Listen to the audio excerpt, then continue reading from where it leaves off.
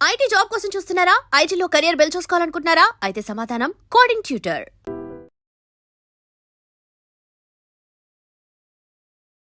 ఎన్నికలకు సంబంధించి ఇంత ఎర్లీ స్ట్రాటజీతో బీజేపీ ఎందుకని ముందుకెళ్తోంది? అసలు అక్కడ టఫ్ క్యాండిడేట్ ఉన్నారా, లేకుంటే మమతా బెనర్జీ లాంటి పార్టీ ఉందనా? లాస్ట్ టైం బీజేపీ చేసిన ఒక తప్పు మమతా బెనర్జీని పర్సనల్గా అటాక్ చేశారు. అంటే ఎక్కడి నుంచి వచ్చిన వాళ్ళు అక్కడ వచ్చి ఓటర్ ఐడి కార్డు తీసుకున్నారనేది చాలా క్లియర్గా తెలుసుకుంది. ఇప్పుడు జరిగే ఎస్ఐఆర్లో చాలామంది ఎందుకు పారిపోతున్నారు? ప్రశాంత్ కిషోర్ అక్కడ రిగ్గింగ్ జరిగింది అనేటువంటి మాట కూడా చెప్తున్నారు. ఇదే ఓట్ చోరీ, ఇదే మళ్ళీ అలిగేషన్స్ చేసుకుంటూ పోతే ఎక్కడికి వెళ్ళరు మీరు. You have to do something. ఇంత స్ట్రాంగ్గా వెళ్తోంది బీజేపీ, బట్ తెలంగాణకి సంబంధించి ఆలోచిస్తోందా? నేను ఎప్పుడు చెప్తుంటాను, బీజేపీలో ప్రాబ్లం ఎక్కడ వచ్చిందంటే కాంగ్రెస్ కల్చర్ వచ్చింది. స్టేజ్ మీద ఎక్కువ, స్టేజ్ కింద తక్కువ.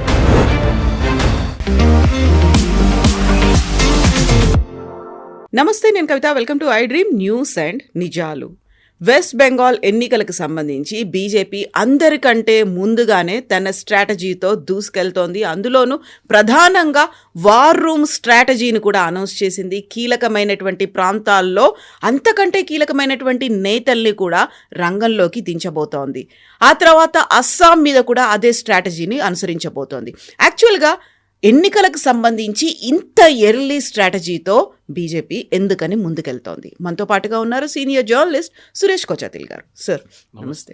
సో స్పెషల్ ఇంటెన్సివ్ రివిజన్ అనేది జరుగుతున్నప్పుడే బీజేపీ ఈ వార్ రూమ్ స్ట్రాటజీని అనౌన్స్ చేయడం, అందులోనూ 6 డివిజన్స్గా డివైడ్ చేసుకొని ముందుకెళ్ళడం, ఏంటి ఇంత ఎర్లీ స్ట్రాటజీ? అసలు అక్కడ టఫ్ క్యాండిడేట్ ఉన్నారా, లేకుంటే మమతా బెనర్జీ లాంటి పార్టీ ఉందనా? కష్టమైనటువంటి పరిస్థితులు ఉన్నాయా? లాస్ట్ టైం బీజేపీ చేసిన ఒక తప్పు ఏంటంటే మమతా బెనర్జీని పర్సనల్గా అటాక్ చేశారు. గుర్తుంటుంది, మోదీ గారు దీదీ ఓ దీదీ అని చెప్పి స్పీచ్లో కూడా చెప్తున్నాను. ఈసారి బీజేపీ వాళ్ళ స్ట్రాటజీ మార్చుకున్నారు. మమతా బెనర్జీని అటాక్ చేయకుండా టీఎంసీ స్ట్రక్చర్ని అటాక్ చేద్దాం అనుకుంటున్నారు. అంటే వాళ్ళ పైన ఉన్న సీట్ మీద అటాకింగ్ ఉంటుంది అన్నమాట. దానికి ఎస్ఐఆర్ నడుస్తున్నప్పుడు ఒకటి బెంగాల్లో ఇప్పుడున్న అంచనా ప్రకారం ఆల్మోస్ట్ ఈక్వల్ టు బీహార్ 7.9 ఆ రేంజ్లో ఉంది. 8 crore ఓటర్స్ ఉన్నారు. దీంట్లో స్వరాజ్య మ్యాగజైన్ చేసిన ఒక డీటెయిల్ స్టడీ, అది ఇండిపెండెంట్గా చేసిన ఇంకో స్టడీ యాక్చువల్లీ రీసెర్చ్ చేసుకొని 2002 నుంచి ఇప్పుడు దాకా 2025కి ఎంతమంది పుట్టినప్పటి నుంచి వెస్ట్ బెంగాల్ సెన్సస్ ప్రకారం 2011 సెన్సస్ ప్రకారం 2025 వచ్చేదాకా ఎంతమంది రోల్స్లో ఉండాలి, ఎంతమంది చనిపోయారు, నేషనల్ డేటాబేస్ని తీసేశారు, 34 లక్షల మందిని voter ID card Aadhaar cards deactivate చేశారు యూఐఏడిఐ లాస్ట్ వీక్ వెస్ట్ బెంగాల్లో. ఈ డేటా అంతా అనలైజ్ చేసిన తర్వాత మైగ్రేషన్ యాజ్ పర్ 2011 సెన్సస్ చేశారు. పర్మనెంట్లీ డూప్లికేట్ ఓటర్స్ లిస్ట్లో కూడా చాలా మటుకు ఒక పర్సంటేజ్ బీహార్ బట్టి వేశారు. అన్నీ చూసుకున్నప్పుడు 1.4 కోటి మంది వెస్ట్ బెంగాల్లో ఎక్కువ ఓటర్స్ ఉన్నారని తెలిసిపోయింది. ఇది చాలా మటుకు ఓపెన్ సీక్రెట్, ఎందుకంటే ముషీదాబాద్, మాల్డా, 24 పర్గనాస్లంతా వెస్ట్ బెంగాల్ పాపులేషన్ కన్నా ఎక్కువ ఓటర్లు ఉన్నారు. ఆ డిస్ట్రిక్ట్లో ఉన్న పాపులేషన్ కన్నా ఓటర్లు ఎక్కువ ఉన్నారు. అది ఎట్లా ఉండొచ్చు? ఉండలేరు కదా, ఎందుకంటే పాపులేషన్ అనగానే 18 కన్నా తక్కువ ఉన్న వాళ్ళు కూడా ఉన్నారు పాపులేషన్లో. అదే మీరు ఆ పర్సంటేజ్ ఇస్తే కూడా ఇంకా ఎక్కువ అవుతున్నారు ఇప్పుడు ఓటర్లు అన్నమాట. So it cannot be. అన్ని రాష్ట్రాల్లో 10 నుంచి 12% మంది అక్కడిక్కడ ఎక్కువ ఉంటారు, కొంతమంది కొన్ని ఓటర్ గ్రోత్ ప్యాటర్న్ ఉంటుంది. వెస్ట్ బెంగాల్లో 48% ఓట్ పర్సంటేజ్ గ్రోత్ 5 yearsలో, విచ్ ఇస్ ఇంపాసిబుల్. అంటే ఎక్కడి నుంచి వచ్చిన వాళ్ళు అక్కడ వచ్చి ఓటర్ ఐడి కార్డు తీసుకున్నారనేది చాలా క్లియర్గా తెలిసిపోతుంది. ఇప్పుడు జరిగే ఎస్ఐఆర్లో చాలామంది ఎందుకు పారిపోతున్నారు, వెస్ట్ బెంగాల్ నుంచి బంగ్లాదేశ్ వైపు ఎందుకు పారిపోతున్నారు అంటే 2002 సెన్సస్ని 2002 ఓటర్ రోల్ నుంచి స్టార్ట్ చేస్తున్నారు. 2024 కాదు, 2024 అక్కడే ఉంటుంది. 2002లో మీ అమ్మగారు నాన్నగారు ఉంటే అక్కడి నుంచి ఒక లింక్ పెట్టుకొని తీసుకొస్తున్నారు, ఫ్యామిలీ ట్రీ లాగా. మీరు అది ప్రూవ్ చేయలేకపోతే you are not an Indian citizen.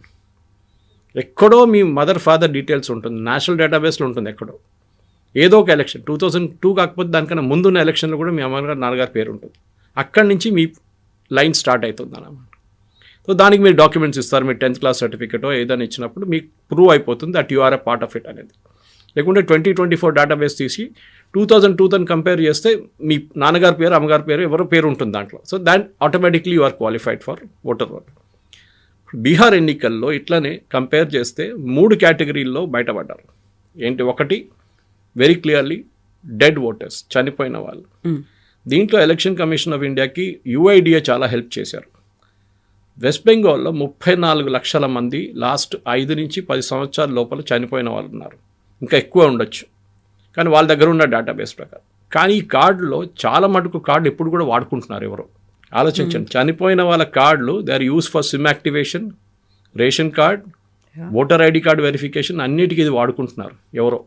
So వీళ్ళేం చేశారు, డీయాక్టివేట్ చేసి పడేశారు. ఆ 16 డిజిట్ ఇప్పుడు ఎవరైనా ఎంటర్ చేస్తే does not exist, simple as that. So ఇదొక పెద్ద మూవ్ చేశారు.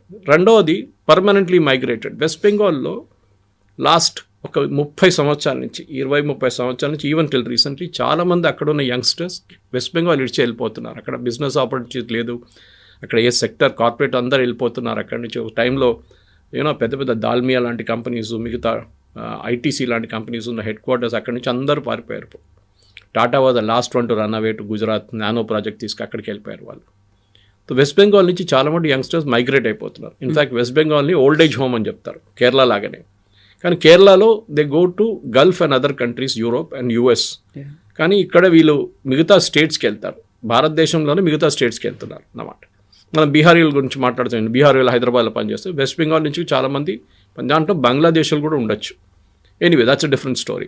ఇప్పుడేం జరుగుతుందంటే ఈ ఓటర్ క్లీనప్లో ఈ పర్టికులర్ దాని ప్రకారం 99% మంది ఫామ్స్ తీసుకున్నారు, కానీ రిటర్న్ చేసే ఎంతమంది చేసి చూడాల్సి వస్తుంది. ఇప్పుడు దాకా 25-26% మంది రిటర్న్ చేశారు. బహుశా ఎండింగ్ దాకా వచ్చేదాకా ఒక నా అంచనా ప్రకారం 89-88% మంది ఫామ్స్ రిటర్న్ చేస్తారు. మిగతా 12% మందికి ఫామ్స్ ఉండదు. ఈ 1 కోటి మంది అని చెప్పేది అక్కడ వస్తుంది అన్నమాట. అది అక్కడ. రెండవది బీజేపీకి టీఎంసీకి లాస్ట్ జరిగిన 2021 ఎలక్షన్స్లో చాలా ఇంట్రెస్టింగ్ ఫిగర్స్ ఉంది కవిత గారు. మమతా బెనర్జీ వాళ్ళ పార్టీకి 215 సీట్లు వచ్చినాయి, బీజేపీకి 77. ఇప్పుడు వాళ్ళ దగ్గర 65 ఉన్నారు, మిగతా వాళ్ళు కొంతమంది రాజీనామా చేసి వెళ్ళిపోయారు టీఎంసీ వైపు. 4 సీట్లు ఎక్కువ వచ్చినాయి లాస్ట్ టైం వాళ్ళకి. బీజేపీకి అయితే ఫస్ట్ టైం ఇట్సెల్ఫ్ 74 సీట్స్ వచ్చేసినాయి. అంటే వాళ్ళకి ముందు 3 ఉండే ప్రీవియస్ ఎలక్షన్ 2016 ఎలక్షన్స్లో. ఇప్పుడు ఈ గ్రోత్లో డిఫరెన్స్ చూస్తే బీజేపీకి టీఎంసీకి డిఫరెన్స్ ఓటింగ్ పర్సంటేజ్ చూస్తే టీఎంసీకి 2,89,00,000 మంది ఓట్ చేశారు, 2.89 crores. బీజేపీకి 2.29 crores. ఆ 60 lakh ఓటర్స్ ఒక డిఫరెన్స్ వస్తుంది. ఆ 60 lakh ఓటర్స్ మీరు బీహార్ ఎగ్జాంపుల్ చూస్తే 64 లక్షల మందిని అక్కడి నుంచి ఓటర్ లిస్ట్ని తీసొచ్చు. బీజేపీ ఎన్డీఏ కూటమికి ల్యాండ్ స్లైడ్ విక్టరీ వచ్చింది. అంటే those voters did not exist, or duplicate voters, or fake voters. వీళ్ళు సుప్రీంకోర్టుకి వెళ్ళారు, సుప్రీంకోర్టు అన్నారు మీరు అఫిడవిట్ ఫైల్ చేయండి, ఎవరైనా మిస్ అయితే we will take them in to account. We last election ఎవరు చేయలేదు ఎక్సెప్ట్ ఫర్ సిపిఐఎంఎల్ 1000 మందికి తీసుకొచ్చారు, దాంట్లో 600 మందికి ఓట్లు ఇచ్చేశారు, మిగతా ఎవ్వరు అప్లై చేయలేదు. Now it's going to be interesting. ఎందుకంటే ఇప్పుడు ఈ జరిగే ఎస్ఐఆర్ నుంచి ఈ ప్రాసెస్లో ఇది జరిగితే దానికోసం బీజేపీ ఏం చేస్తున్నారంటే ఒకటి మెచ్చుకోవాలి వాళ్ళని కవిత గారు. వాళ్ళు ఇవాళ ఎలక్షన్ అయిందనుకోండి, ఒకటి నెక్స్ట్ ఎలక్షన్కి ఇమీడియట్గా ప్రిపేర్ అయిపోతారు వాళ్ళు. అవును, మన దేశంలో ఎక్కడో ఒక ఎలక్షన్ ఉంటుంది. ఎలక్షన్ పండుగ అనేది రెగ్యులర్ అనమాట. మన దగ్గర మోడల్ కోడ్ ఆఫ్ కండక్ట్ ఏదో ఒక స్టేట్లో ఉంటుంది. ఇప్పుడు వెస్ట్ బెంగాల్, అస్సాం, అది కాగానే నెక్స్ట్ తమిళనాడు, కేరళ, అది కాగానే దాని తర్వాత 27లో యూపీ. ఇదన్నీ నడుస్తూనే ఉంటుంది ఎలక్షన్ అనమాట. This never dull moment in Indian political history. So ఇప్పుడు జరిగే ఈ వెస్ట్ బెంగాల్ ఎలక్షన్స్లో అస్సాంలో ఆల్రెడీ అస్సాం ముఖ్యమంత్రి ప్రఫుల్ల కుమార్ మహంతకి మంచి పట్టుంది. ఆయన ఏం చెప్పారు, 100 సీట్లకు వీఆర్ టార్గెటింగ్ అని చెప్పారు. కానీ వెస్ట్ బెంగాల్లో బీజేపీకి 60 లక్షల గ్యాప్ క్లోజ్ చేయాలంటే వాళ్ళు చాలా క్లియర్గా సీట్ బై సీట్ స్ట్రాటజీ చేసుకోవాలి. ఇప్పుడు ఏం చేశారంటే 6 టీంలు తయారు చేశారు. సో 300 పట్టుకున్న సీట్లు, వీఆర్ 290 సంథింగ్. సో 50 సీట్లు ఒక టీంకి ఇచ్చేసి ఒక్కొక్క జాగ్రఫీ, నార్త్ బెంగాల్, 24 పర్గనాస్, కలకత్తా, హుగ్లీ పక్కన ఇదన్నీ చూసుకొని వాళ్ళు 6 టీమ్స్ తయారు చేశారు బీజేపీ సీనియర్ లీడర్స్ మిగతా స్టేట్ నుంచి, వెస్ట్ బెంగాల్ నుంచి కాదు. వెస్ట్ బెంగాల్ వాళ్ళు లోవర్ లెవెల్ ఉంటుంది కానీ వాళ్ళ ఎలక్షన్లో బిజీ ఉంటారు కదా. సో వీళ్ళు టార్గెట్, వీళ్ళు నెక్స్ట్ 6 months వీళ్ళు ఏం చేస్తారంటే వీళ్ళతోనే పనిచేస్తారు, లోకల్ లీడర్స్తో టీమ్ సెటప్ చేస్తారు, బూత్ బై బూత్ మేనేజ్మెంట్ చేస్తారు, అన్నీ చేస్తారు. Even a person like Rajdeep Sardesai ఇప్పుడు కాదు కొన్ని సంవత్సరాలు, ఒక 2 సంవత్సరాల ముందు పుస్తకం రాశాడు, ఇన్ విచ్ ఈ said you cannot beat BJP's election machinery. And even people like Barkha Dutt totally anti Modi ఉన్న వాళ్ళు కూడా ఇప్పుడు ఏమంటున్నారంటే ఆ ఎలక్షన్ మిషనరీని మీరు బీట్ చేయలేరు. కాంగ్రెస్ వాళ్ళు చేయాల్సింది అది. ఇప్పుడు ఇక్కడ బీజేపీ ప్రిపరేషన్ చేస్తున్నప్పుడు కాంగ్రెస్ వాళ్ళు ఇప్పుడు కూడా ఓట్ చోరీ అది ఇది రామ్లీలా మైదాన్ మీటింగ్ అని పెట్టుకుంటున్నారు. You should have started your Bengals preparation now. కానీ లాస్ట్ ఎలక్షన్లో 2021 ఎలక్షన్స్లో కాంగ్రెస్కి సిపిఎం వీరిద్దరు పొత్తు పెట్టుకున్నప్పుడు వీళ్ళకి వచ్చింది 0. ఒక్క సీట్ కూడా రాలేదు. ఆలోచించండి, CPM ruled the state for 30+ years, Jyoti Basu నుంచి బుద్ధదేవ్ భట్టాచార్య దాకా. కానీ ఇప్పుడు వాళ్ళకి ఒక్క సీటు కూడా రావట్లేదు. ఆ దారుణమైన పరిస్థితికి వచ్చేసారు. ఇదే మమతా బెనర్జీ ముందు కాంగ్రెస్లో ఉండే, వీళ్ళిద్దరు కలిసి పోటీ చేశారు ఒక 2 ఎలక్షన్ల ముందు. కానీ దాని తర్వాత మమతా బెనర్జీ వెంటన్నారు, కాంగ్రెస్ 0. కొంచెం కాంగ్రెస్ వాళ్ళు ఆలోచించాలి, మాకు ఒక 10 సీట్లైనా రావాలంటే we should start preparing now. అదే ఓట్ చోరీ బీహార్ ఎలక్షన్ పోయింది అది ఇదని చెప్పి రామ్లీలా మైదాన్ మీటింగ్ పెట్టుకుంటే మీకు జనవరి వచ్చేస్తుంది, మీకు టైం ఉండదు, నెక్స్ట్ ఎలక్షన్ అనౌన్స్మెంట్ అయిపోతుంది, మీకు ప్రిపేర్ చేయడానికి టైం ఉండదు. ఇదే బీహార్లో జరిగింది కదా. బీహార్లో క్యాండిడేట్ సెలక్షన్ టైంలో రాహుల్ గాంధీ కొలంబియాకి వెళ్ళిపోయారు. అక్కడ ఉండాల్సింది ఆ టైంలో. అశోక్ గెహ్లోట్ గారిని పంపించి ఏం చేసుకుంటారు? He has limited power Ashok Gehlot. So Ashok Gehlot గారిని పంపించారు. మేనిఫెస్టో రిలీజ్లో తేజస్వి ఫోటో ఉంది కవర్ మీద, రాహుల్ గాంధీ ఫోటో లేదు. ఇదంతా జరిగిన తర్వాత మనం చూసాం 12 సీట్స్లో వాళ్ళు ఫ్రెండ్లీ కాంటెస్టెంట్ పెట్టుకున్నారు, అంటే వీళ్ళు పోటీ చేసుకున్నారు. ఇప్పుడు కాంగ్రెస్లో ఉన్న 46 మంది నేతల్లో బీహార్కి షోకాస్ నోటీస్ ఇష్యూ చేశారు కాంగ్రెస్ వాళ్ళు. అరే మీరే అన్నారు కదా ఓట్ చోరీ అయిందని, మళ్ళీ ఎందుకు షోకాస్ నోటీసు? వాళ్ళేమంటున్నారు, క్యాండిడేట్ సెలెక్షన్ తప్పుండే, ఒక ఇన్ఛార్జిని పెట్టారు అలవారు అని చెప్పి, ఆంధ్ర మన తెలుగు స్పీకింగ్ స్టేట్స్ నుంచి, రాహుల్ గాంధీ క్లోజ్ ఫ్రెండ్. ఆయనకి బీహార్ జాగ్రఫీ తెలియదు, హిస్టరీ తెలియదు, ఏం తెలియదు. ఆయన తీసుకొచ్చి మీరు అబ్జర్వర్గా పెట్టారు. సో చాలా తారిక్ అహ్మద్ గారు మన అన్నారు, ఆయనకి అసలు ఏం తెలియని మనిషిని తీసుకొచ్చి పెడితే ఏం చేయాలని కాంగ్రెస్ ఎంపీ అంటున్నారు. డెఫినెట్గా ఓడిపోయారు దానికోసం. ఇప్పుడు వెస్ట్ బెంగాల్ ఏం చేయబోతున్నారు మీరు? 298 అంటే చిన్న ఫిగర్ కదా, 96 సీట్లు అంటే చిన్నది కాదు. You should select the candidates right now. ఇప్పటి నుంచి మీ వర్క్ స్టార్ట్ చేయాలి. సిపిఎంతో మాట్లాడి వాళ్ళతో పొత్తు పెట్టుకొని ఎన్ని సీట్లు వాళ్ళు పోటీ చేస్తారు, ఎన్ని సీట్లు మీరు పోటీ చేస్తారు, ఎన్ని సీట్లు సిపిఐ పోటీ చేస్తారు, ఇదంతా మీరు డిసైడ్ చేయాలి. టైం ఇప్పుడు. ఆ టైంలో మీరు కనిపించకుండా పోయి అక్కడ రామ్లీలా మైదాన్ మీటింగు, ఇక్కడ ఓట్ చోరీ అని చెప్పి నడవదు. ఇన్ఫ్యాక్ట్ ఇవాళ పొద్దున కూడా was coming, I was watching Mojo story, మన బర్ఖాదత్. దాంట్లో యశ్వంత్ దేశ్ముఖ్ ఆఫ్ మన పోలింగ్ చేస్తుంటారు చూడండి, ఆయన సీ ఓటర్, ఆయన అంటున్నారు బీహార్లో ఆయన 1,00,000 మంది దగ్గర వాళ్ళ టీం మాట్లాడారంట ఆఫ్టర్ ఎలక్షన్స్. మీరు ఎందుకు ఓటేశారు, మీరు ఏ కారణానికి, ఏ రీజన్, అన్ఎంప్లాయ్మెంటా లేకుంటే అక్కడున్న ఈ లా అండ్ ఆర్డరా, అట్లా చాలా మటుకు ఉమెన్స్ బెనిఫిట్స్ అదన్నీ మాట్లాడితే ఓట్ చోరీకి 2% నుంచి 3% కూడా సపోర్ట్ లేదంట. That's the least of the priorities.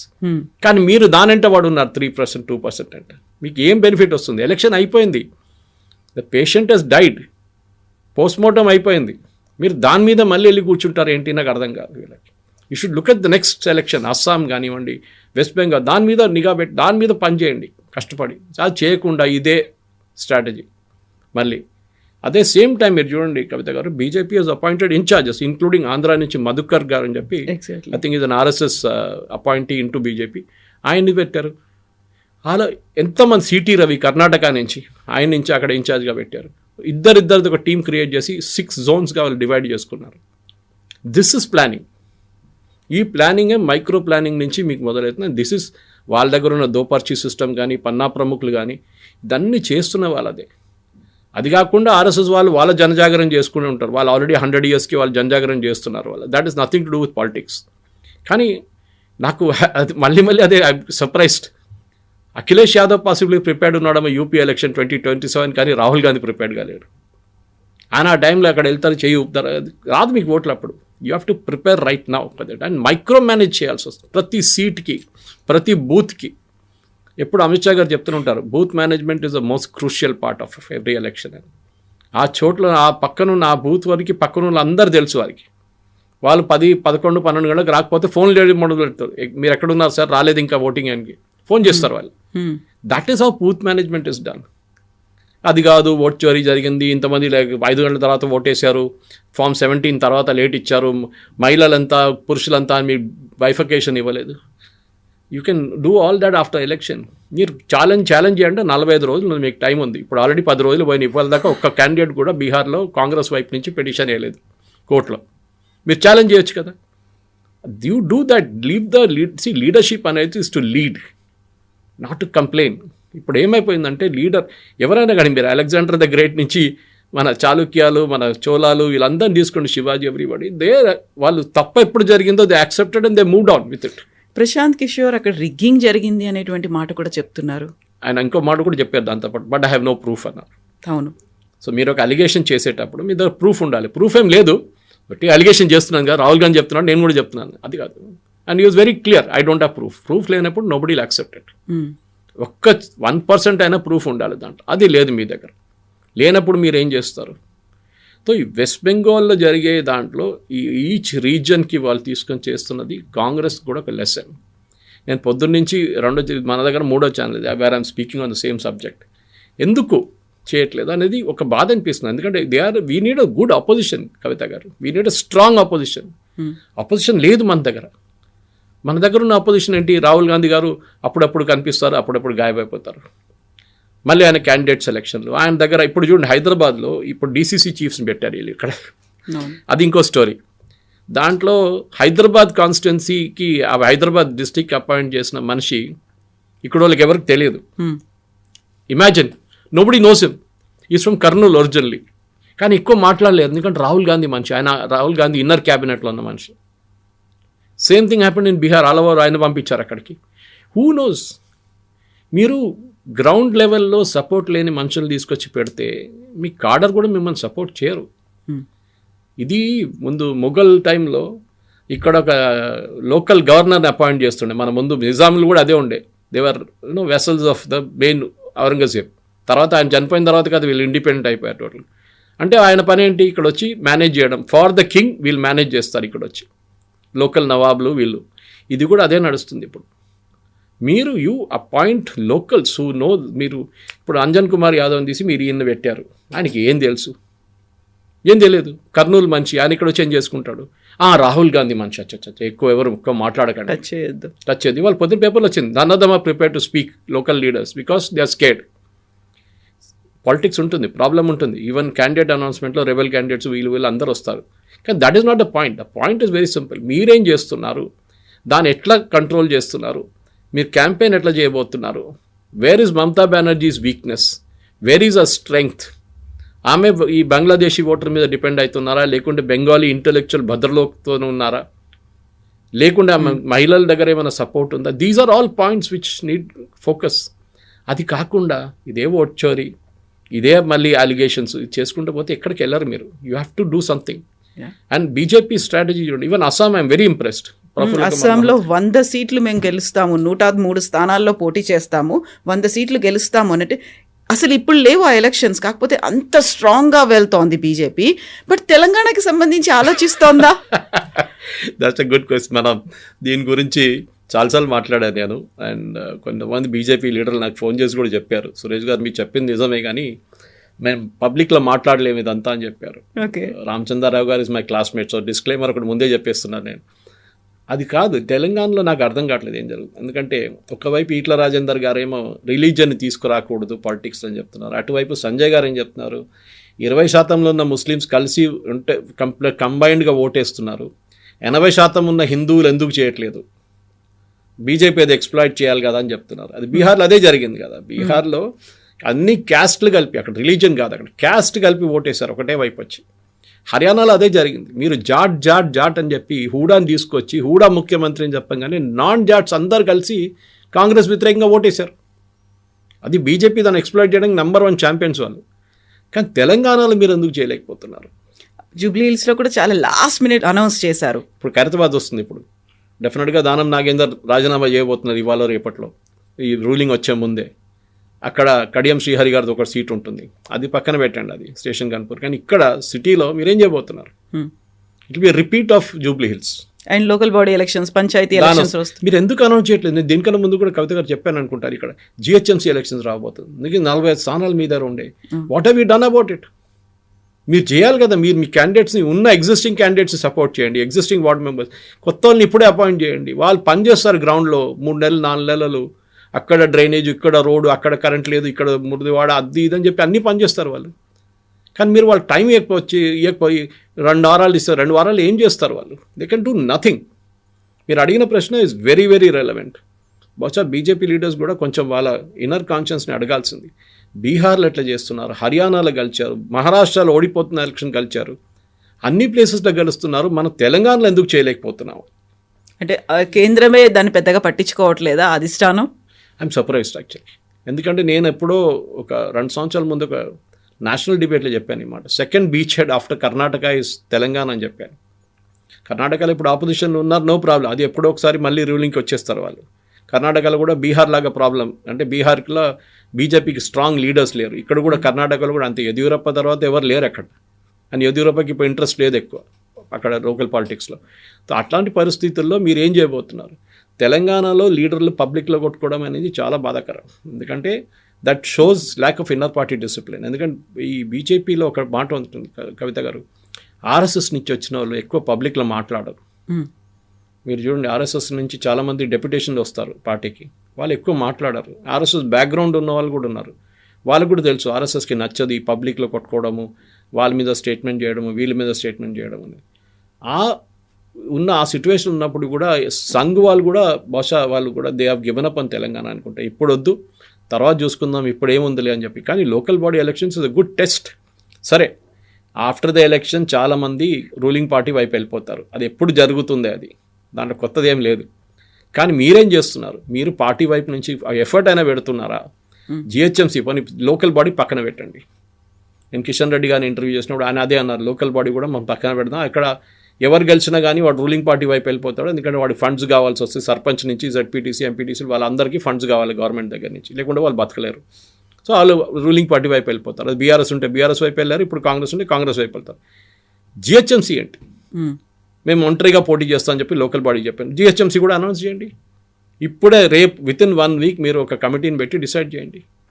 West బెంగాల్లో మీరు ఎట్లా డిసైడ్ చేస్తున్నారు క్యాండిడేట్ని? ఈచ్ క్యాండిడేట్ పిలిపించి మాట్లాడి గ్రూప్లో బీహార్లో చేసినట్లు అక్కడ కూడా చేస్తున్నారు వాళ్ళు. సర్వే చేసి, లోకల్ సర్వే చేసి ఎవరున్నారు ఇక్కడ పాపులర్ క్యాండిడేట్. అది కాకుండా నేను ఎప్పుడు చెప్తుంటాను, బీజేపీలో ప్రాబ్లం ఎక్కడ వచ్చిందంటే కాంగ్రెస్ కల్చర్ వచ్చింది. స్టేజ్ మీద ఎక్కువ, స్టేజ్ కింద తక్కువ. స్టేజ్ మీద కూర్చున్న వాళ్ళు చాలామంది ఉంటారు, స్టేజ్ కింద కూర్చున్న ఆడియన్స్ తక్కువ మంది. ముందు కార్యకర్తలు ఎక్కువ ఉంటుండే, ఇప్పుడు అందరికీ స్టేజ్ మీద కూర్చోవాలంటున్నారు. 3 రోజులు 4 రోజులు చైర్ వేసుకుంటారు ప్రెస్ కాన్ఫరెన్స్లో కూడా. ఎందుకు? We should be on the ground and working. ఇదంతా ఒక కార్యకర్త సిస్టమ్. నాకు ఇప్పుడు కూడా నాయన నరసింహారెడ్డి గారు ముషీరాబాద్ నుంచి పోటీ చేసినప్పుడు, I'm talking donkeys years ago, ఎప్పుడో 20 సంవత్సరాల ముందు, జార్జ్ ఫెర్నాండెస్ గారు ఆయన్ని మా కాలనీకి తీసుకొచ్చారు, జమోస్మానియా రైల్వే కోఆపరేటివ్ సొసైటీ కాలనీకి. బైక్ మీద వచ్చారు ఇద్దరు. ఆలోచించండి, జార్జ్ ఫెర్నాండెస్ లాంటి అంత టాల్ లీడర్, ఆయన కూడా బైక్లో వచ్చారు నరసింహారెడ్డి గారితో. నాయన నరసింహ వచ్చి ఇంట్రొడ్యూస్ ఇట్లే చేశారు, ఇది మా పార్టీ క్యాండిడేట్. అప్పుడు జనతా పార్టీ ఉండే, బీజేపీ లేకుండా ఆ టైంలో, before 84 it is. So you can imagine how old it is. ఆ డిసిప్లిన్ ఇప్పుడు ఎందుకు లేదు? సికింద్రాబాద్ ఎవరు లేనప్పుడు సికింద్రాబాద్ గెలిచారు కదా బీజేపీ. మళ్ళీ ఇప్పుడు సికింద్రాబాద్ కింద ఉన్న అసెంబ్లీ సెగ్మెంట్ ఎందుకు గెలవలేకపోతున్నారు? మీరు మల్కాజిగిరి గెలిచారు, 38 లక్షల ఓటర్స్ ఉన్నారు. మల్కాజిగిరి కింద ఉన్న కాన్స్టిట్యున్సీస్ ఎందుకు గెలవలేకపోతున్నారు? ఒక్క గోషామాయిల్ పక్కన పెడితే సిటీలో మిగతా ఏ సీట్లో కూడా ఎక్సెప్ట్ అంబర్పేట్ కిషన్ రెడ్డి గారు ఉన్నప్పుడు గెలిచారు ఒకసారి అక్కడి నుంచి. తర్వాత అక్కడి నుంచి ఆయన కూడా గెలవలేకపోతున్నాడు. ఇప్పుడు ఎంపీగా ఉండి కూడా అంబర్పేట ఆయన దాని కింద వస్తుంది, అక్కడ కూడా ఆయన ఒక అసెంబ్లీ సెగ్మెంట్గా వస్తుంది, అక్కడ కూడా గెలవలేకపోతాం. మన జూబ్లీ హిల్స్ గెలవలేదు, ఇప్పుడు ఖైరతాబాద్ రాబోతుంది. What excuse will you make? ఒక సోల్ సర్చింగ్ చేయాల్సిన టైం వచ్చింది. పాసిబ్లీ బీజేపీ లీడర్స్ నచ్చదేమో నేను చెప్పేది, కానీ ఐ డోంట్ మైండ్, వాళ్ళ మంచిదానికి చెప్తున్నాను నేను. నాకేం దీంట్లో బెనిఫిట్ ఏం లేదు. కానీ మీరు ఒక బీహార్ లాగానో, ఇప్పుడు వెస్ట్ బెంగాల్ లాగానో, ఈవెన్ అస్సాం లాగానో, లేకపోతే ఈవెన్ యూపీ లాగా హర్యానాలో పనిచేసిన, కష్టపడి పనిచేసిన వాళ్ళు down to the last booth, మీకు మంచిర్యాలలో బూత్లో కూర్చున్న మనుషులు ఉన్నారా? మీకు ఖమ్మం వైపు బూత్లో కూర్చున్న వాలంటీర్స్ ఉన్నారా? బూత్ మేనేజర్స్ ఉన్నారా? బూత్ లెవెల్ ఏజెంట్స్ ఉన్నారా? ఆల్ చాలా ఇంపార్టెంట్. సిటీలో మీకు ఉంటారండి, సిటీలో ప్రాబ్లం లేదు. హైదరాబాద్ సిటీ, సికింద్రాబాద్, గోషామాయిల్ అన్ని ప్లేసెస్లో ఉంటారు వీళ్ళు. మీరు అక్కడేం చేస్తారు? ఇదే బద్దం బాలరెడ్డి గారు ఇక్కడ నుంచి కార్వా నుంచి కలిసిన సీట్ ఉంది ఇక్కడ ఆ టైంలో. మళ్ళీ దాన్ని కాంటోస్ మార్చేశారు మన రాజశేఖర్ రెడ్డి గారు, కొన్ని పాపులేషన్ అక్కడ ఇక్కడ డీలిమిటేషన్లో మార్చేస్తే దాని తర్వాత బీజేపీ వాళ్ళ దాకా కార్వాన్ గెలవలేదు. ఇట్లాంటి పరిస్థితుల్లో డెఫినెట్గా బీజేపీ హ్యాస్ టు థింక్. అక్కడ వెస్ట్ బెంగాల్లో జరుగుతుంది, ఇక్కడ హర్యానాలో జరిగింది, రాజస్థాన్లో జరిగి, మహారాష్ట్రలో ఉండి, మళ్ళీ ఢిల్లీలో గెలిచారు. Urban environment is like example, Hyderabad is replica of Delhi. ఇప్పుడు హైదరాబాద్ కూడా చూడండి, ఒకవైపు చెవెల్లా కాన్స్టిట్యున్సీ ఉంది, half of Chevella starts from Alvin colony ఇక్కడ నుంచి బాలనగర్ వైపు నుంచి, ఇంకొక వైపు ఏమో చెవెల్లా దాకా ఎండ్ అవుతుంది, అది వికారాబాద్ వైపు. ఇంత పెద్ద కాన్స్టిట్యున్సీలో half the constituency is rural, half the constituency is totally high tea district, అదంతా వస్తుంది మీకు శేర్లింగంపల్లి అంతా. మీరు ఎట్లా డీల్ చేస్తారు? ఐ అడ్మైర్ కొండా విశ్వేశ్వరరెడ్డి గారు ఫర్ దట్. ఎందుకంటే ఈ ఒక కాన్స్టిట్యున్సీలో కంప్లీట్ రూరల్ అంటే ఈజీ హ్యాండిల్ చేయడం చాలా ఈజీ. ఒక అర్బన్ కాన్స్టిట్యున్సీ ఒకటి ఉంది, రూరల్ కాన్స్టిట్యున్సీ ఒకటి ఉంది. Secunderabad is totally urban constituency, ఆ ప్రాబ్లం లేదు అక్కడ. దీన్ని మైక్రో మేనేజ్ చేయడం అంటే చాలా ఇంపార్టెంట్. ఎందుకంటే హైదరాబాద్ ఇప్పుడు డీలిమిటేషన్లో కూడా, ఇప్పుడు రాబోయే డీలిమిటేషన్లో Hyderabad will get about 25 extra seat assembly segments రాబోతుంది అంటున్నారు. మీరు ఎట్లా హ్యాండిల్ చేస్తారు దాన్ని? ఆ 25 Malkajgiri itself will be split. ఒక లోక్సభ 40 లక్షలు ఏంటండి, టూ మచ్. మినిమం 3 చేయాల్సింది దాన్ని. సో అప్పుడు మీరేం చేస్తారు? దాని స్ట్రాటజీ ఏంటి? అక్కడ లోకల్ లీడర్స్ని ఎట్లా డెవలప్ చేస్తారు? ఏదో కొత్త కొత్త తీసుకుంటే ఆర్ఎస్ఎస్కి నచ్చదు. వాళ్ళ దగ్గర 30 సంవత్సరాలు 40 సంవత్సరాలు పనిచేసిన చాలామంది స్వయం సేవకులు కార్యకర్తలు ఉన్నారు, వాళ్ళ కోసం టికెట్లు ఇవ్వమంటారు. కొత్త వాళ్ళు వచ్చి మాకు టికెట్లు కావాలంటారు. అది ఎట్లా నడుస్తుంది? So you should plan your way out. అది జరగాల్సిందే చాలా మటుకు. Yes sir, thank you so much sir, thank you.